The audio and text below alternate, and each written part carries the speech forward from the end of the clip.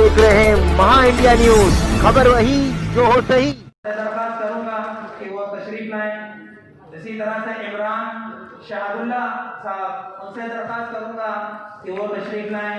इम्तियाज और हाज़रीन जलसा, अस्सलाम वालेकुम। दोस्तों, जैसा कि आपको मालूम है कि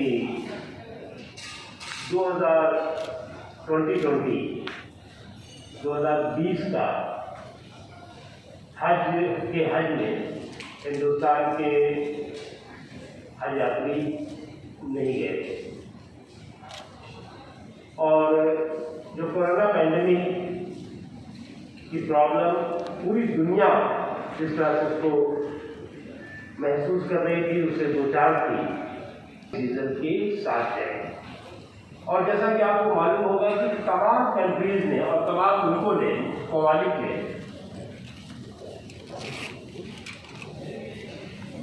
हज सऊदी अरब के जरिए हज के कैंसिलेशन या जो भारत से सऊदी अरब के बाहर से आने वाले हज यात्री हैं, तो पैंडेमिक पीरियड है, उस संकट के घड़ी में हम सऊदी अरब के साथ हैं और जो भी सऊदी अरब डिसीजन करेगी हम उस डिसीजन के साथ जाएंगे। और उसके अलावा हमने एप्लीकेशंस की प्रोसेस, सारे जो प्रोसेस हैं वहाँ पर एकोमोडेशन है, ट्रांसपोर्टेशन है, ये सारा मेडिकल है, ये सारी फैसिलिटीज और सारे प्रोसेस को 100% कंप्लीट कर लिया था हाई 2020 के लिए। प्राइवेट टूर ऑपरेशन दिसंबर में ही हो गया था। फिर सऊदी अरब के जो हज और उम्रा मिनिस्टर हैं, उनका रात में मेरे पास फोन आया और उन्होंने शुक्रिया कि हिंदुस्तान का और हिंदुस्तान के लोगों का भी अदा किया और हम इस मजबूरी में इजाज़त नहीं दे सकते। हमने उसको स्वागत किया और हमने उनके डिसीजन को पूरी तरह से लागू किया और हिंदुस्तान से 2020 में कोई हज यात्री नहीं गया। आज 2021 के हज की प्रोसेस की हम शुरू कर रहे हैं। बायलैटरल एग्रीमेंट बाद में होगा, क्योंकि एप्लीकेशंस के साथ साथ और भी जो प्रोसेस होता है वो बहुत ज़रूरी होता है। इससे हेल्थ मिनिस्ट्री और भी तमाम जो मिनिस्ट्रीज इसमें इन्वॉल्व होती हैं, एयर इंडिया, सब लोगों ने मिल करके 2-3 मीटिंगें की, अलग से मीटिंग की। हमारे जो कौंसलर जनरल है सऊदी अरब में, एम्बेसडर हैं और भी जो सीनियर ऑफिसर्स हैं, उन्होंने सारी मीटिंग्स करने के बाद ये डिसाइड किया कि हमें अब हज की एप्लीकेशन का प्रोसेस शुरू करना है। और 21 इम्बार्केशन पॉइंट के जगह पर इस बार हम सिर्फ 10 इम्बार्केशन पॉइंट से हज यात्रियों को ले जाने की तैयारियां कर रहे हैं। एक बहुत बड़ा मुश्किल काम है, ये बात सही है, क्योंकि 21 क्या एक नया विजयवाड़ा हो गया था तो 22 हो गया था, लेकिन जो हालात हैं और जो पैंडेमिक की चैलेंजेस हैं, तो इसलिए जो है वो हिफाजत के साथ जो है वो जिम्मेदारी है।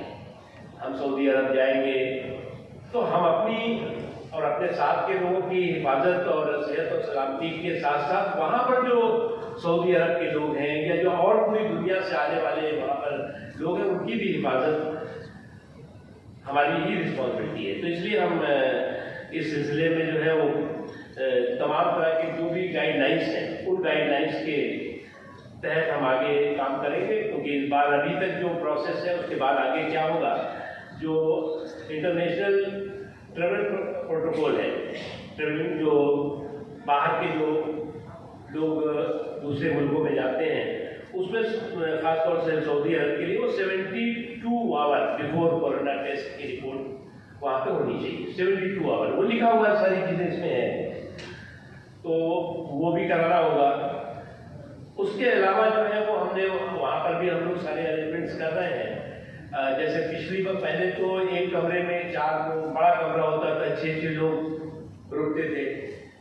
लोगों ने एप्लीकेशंस दी हैं, उनको ये अलाउ कर दिया है। हम लोगों ने बहुत सोचा अब पिछली बार 1,25,000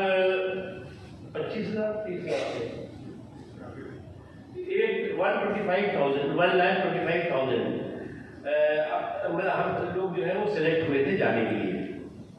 अब मान लीजिए कि इस बार जो हालात हैं उसमें बहुत कम होते हैं, तो अब उसमें से जिसको हम कहें कि तुम जाओगे और तुम नहीं जाओगे, फिर हो सकता है कि एज के रिस्ट्रिक्शन हो और भी तमाम रिस्ट्रिक्शंस होंगे, तो उसको भी हमें ध्यान रखना होगा। इस बार हम लोगों ने ये भी डिसाइड किया है कि हमारे जो हज यात्री हिंदुस्तान से जाएंगे, अभी ट्रेनिंग वगैरह का प्रोसेस होगा, उसमें भी उनको एक बैग होंगे, दो बहुत ही एक ही तरह के बैग होंगे। वो पहले होता ना कोई किसी तरह का कोई कटरी ले जा रहा है, कोई कुछ ले जा रहा है, तो इस बार तरह सा थोड़ा इस पे बहुत रिस्ट्रिक्शन किया गया है कि बिल्कुल एक तरह के ही हिंदुस्तान के जो लोग होंगे, हज करने वाले लोग होंगे, उनका एक ही तरह का बैग होगा, और चाहे दो होंगे, दो का किया गया है। जो बगैर महरम जिन लोगों ने पिछली बार एप्लीकेशन की थी, उनको लोग मैं उम्मीद करता हूँ आप सब लोग दुआ करें कि जल्द से जल्द मेरे हिंदुस्तान के लोग और पूरी आलम इंसानियत इस पेंडेमिक से पूरी तरह से निजात पाए। बहुत बहुत शुक्रिया। कि इतनी पेंडेमिक दौर के बावजूद भी जो है वो हज 2021 का ऐलान कर रहे हैं, तो क्या पैगाम देना चाहेंगे आपको पूरे देशवासियों को इस मौके पर?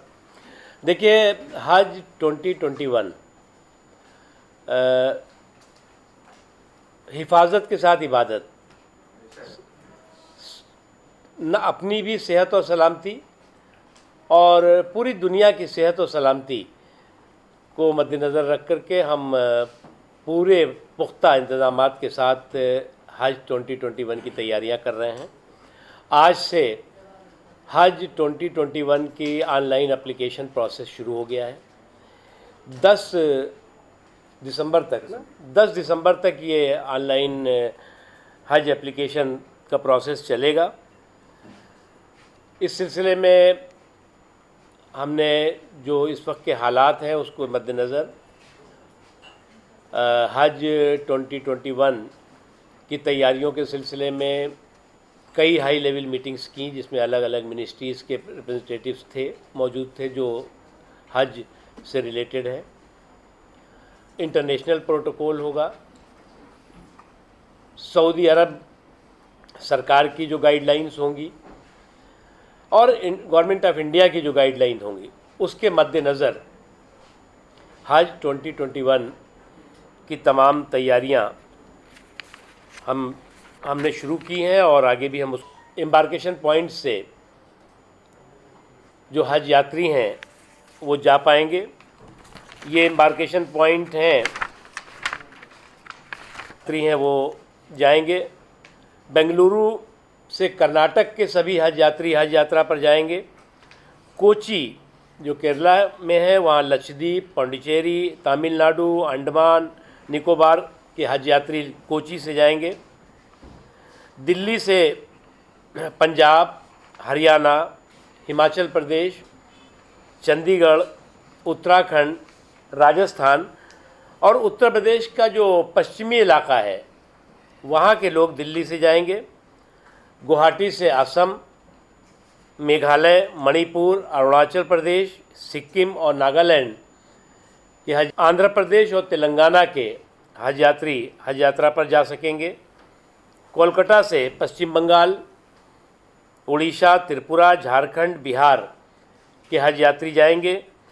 लखनऊ से पश्चिम उत्तर प्रदेश को छोड़ करके उत्तर प्रदेश, महाराष्ट्र से मध्य प्रदेश, छत्तीसगढ़, गोवा, दमन दीव, दादर नगर हवेली के हज यात्री मुंबई से जाएंगे और श्रीनगर से जम्मू कश्मीर, लेह, लद्दाख, करगिल के हज यात्री जाएंगे। ये जो 21 एम्बार्केशन पॉइंट पिछली बार थे, जो इस वक्त 22 होने की उम्मीद थी, उसमें 10 एम्बार्केशन पॉइंट से ये कोरोना पैंडेमिक के मद्देनज़र 10 एम्बार्केशन पॉइंट से ही हज 2021 के हज यात्री जा सकेंगे। बग़ैर महरम के जो ख़वातीन हैं उनको जो पिछली बार जो एप्लीकेशंस थी वो एप्लीकेशंस जो हैं वो हम सारी की सारी जो एप्लीकेंट्स थी वो सब के सब जाएंगी। उसमें सब्जेक्ट है कि अगर सऊदी अरब ने कोई एज लिमिट रखी है तो वो एज लिमिट के में जो लिमिट में आती हैं वो नहीं जा पाएंगी, अदरवाइज़ वो जाएंगी। और प्लस जो नई अप्लाई करेंगी उनको भी विदाउट लॉटरी जाने का वो होगा। उसके अलावा जो विदाउट महरम जो महिलाएं अप्लाई करेंगी उनको जो 300 रुपीज़ रजिस्ट्रेशन फ़ीस होती थी वो भी रजिस्ट्रेशन फ़ीस भी नहीं देंगी। वो जो हज का एप्लीकेशंस है उसमें जो एक कवर में को 5 से कम करके 3 लोगों का कवर बना दिया गया है, क्योंकि महदूद कमरों में भी बहुत लिमिटेड लोग रह पाएंगे। हमने जैसा कि अभी वहाँ भी बताया कि 72 आवर बिफोर जो कोरोना टेस्ट है वो सभी हज यात्रियों को कराना होगा। और तब तक वैक्सीन वगैरह आ जाती है तो वो वैक्सीन वगैरह के बारे में भी मिनिस्ट्री ऑफ हेल्थ के साथ हमारे ऑफिसर्स ने बातचीत की है, और वो वैक्सीन अगर तब तक आ जाती है तो वैक्सीन का भी व्यवस्था की जाएगी। उसके अलावा एज का जो लिमिट होगी गवर्नमेंट सऊदी अरब सरकार की, उसको हम पूरी तरह से उसको हम फॉलो करेंगे और उसको हम पूरी तरह से मानेंगे। आपको जैसा कि मालूम है कि हमने हज का पूरे प्रोसेस को 100% डिजिटल करने किया है, और उसका नतीजा रहा कि जो 2020 के हज के लिए जिन्होंने भी जो भी एप्लीकेंट्स थे उनका 100% सभी लोगों के पैसे वापस किए गए, उनके खातों में गए डीबीटी के ज़रिए। और भी जो कई पहले के भी पेंडिंग जो लोगों के पैसे थे वो भी सब गए इस कोरोना पेंडेमिक के पीरियड के दौरान ही। मुझे तो यही कहना है आप लोगों को। तादाद कम होगी क्या? अभी बायलैटरल एग्रीमेंट होना बाकी है। डिपेंड करता है कि जो सऊदी सरकार और वहाँ के जो हालात हैं, नेचुरली प्रिकॉशन तो सबको लेना पड़ेगा, तो वो जो डिसाइड करेंगे उस जब बायलैटरल होगा तो पता लग जाएगा। गुज़िश्ता साल जिसने एप्लीकेशन दिया था उसका कंसीडर करेंगे इस साल? नहीं, फ्रेश एप्लीकेशंस कंसीडर होंगे। हाँ, तो उनका कंसीडर होगा, वो भी करेंगे तो बिल्कुल कंसीडर होगा।